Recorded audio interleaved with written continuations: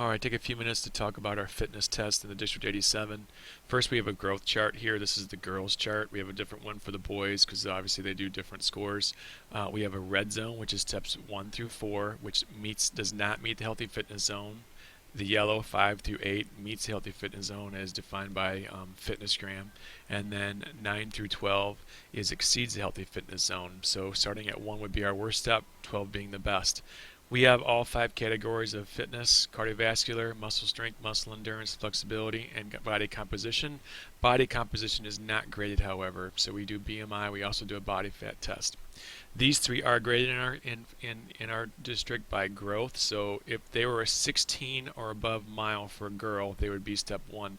Between 14 and 15:59 for the mile would be step 2, and so on. So if you're in here, if you need to get below 8 minutes in the mile, you get to be in the green healthy fitness zone, exceeds healthy fitness zone.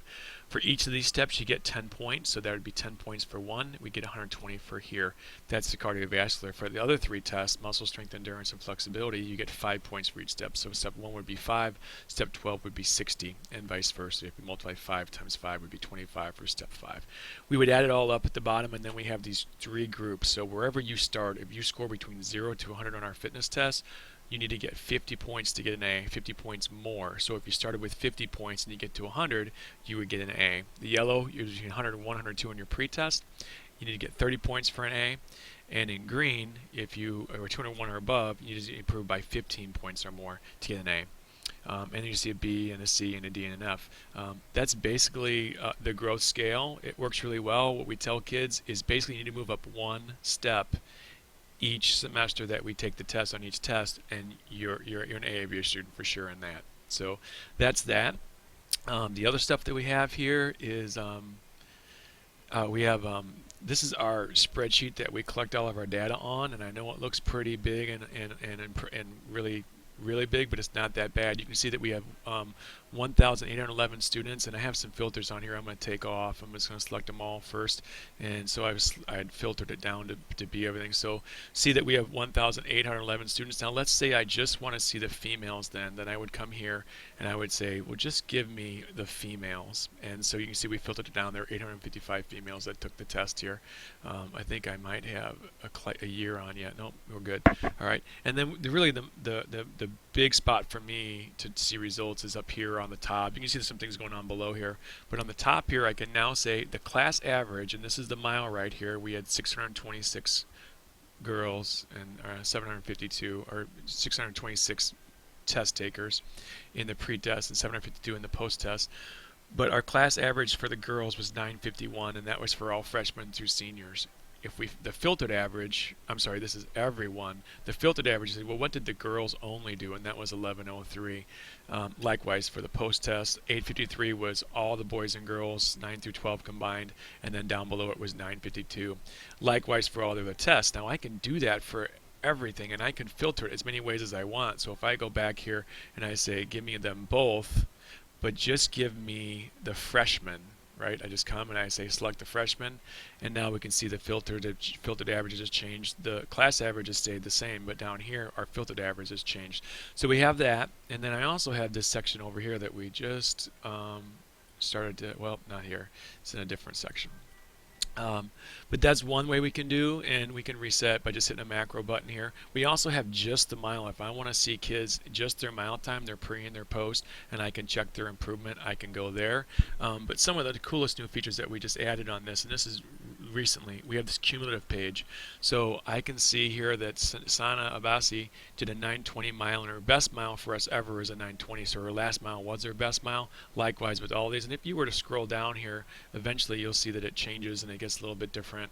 I'm having some issues with the freezing, but that's one option. So I see cumulative scores. I can always check that for all their tests, what their last test was, what their best test was.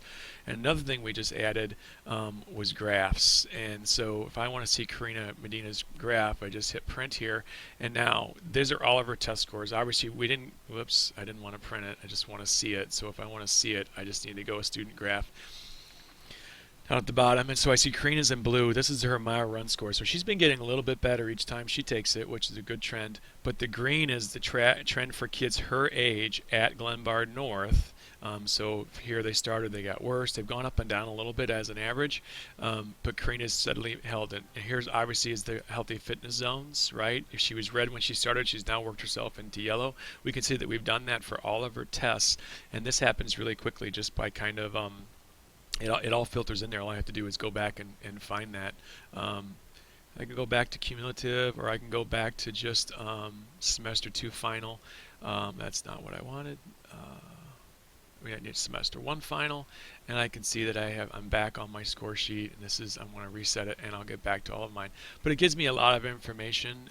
It also tells me up here on the top up here, which we did not go through, it shows me how many kids do we have that scored a 12 or higher in the mile for boys? We had 23. Or we had in the green we had 23, and that's combined both boys and girls. We had 108 yellows and 158 reds. Obviously we have some work to do in our cardiovascular. Here's the same thing in push-ups and so on and so on. What we did add was we added a section where we can see who did not take all 4 tests. So we checked it here. So this person only took 3 tests as opposed to 4. So we want to go back and check that grade and see we did this total points thing. So here's their pre-test was 235. They were a green. Post-test was 245. They went up 10 points. We said you had to go 15. So they ended up getting a B. So it comes out just like that. So a teacher could go back and sort just by their class and see what their grades would be for their fitness tests.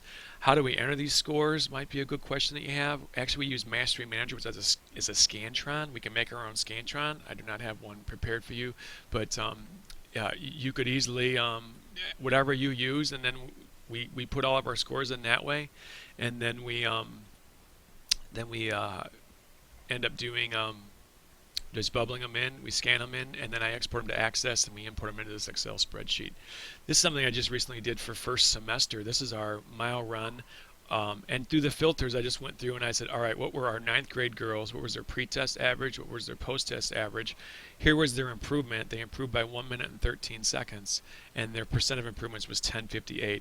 Notice the colors here are popping up, and the color, that means this was a student, this group of our 9th grade girls were below the healthy fitness zone as a group, and they finished below, whereas maybe our sophomore girls, they started below the healthy fitness zone, and they improved, they got themselves in the healthy fitness zone. So we're always trying to move kids up step to step. See that we've done that for all of these groups. That's pretty much, that's our fitness testing program and how we kind of track, and it's been working really well. Oops.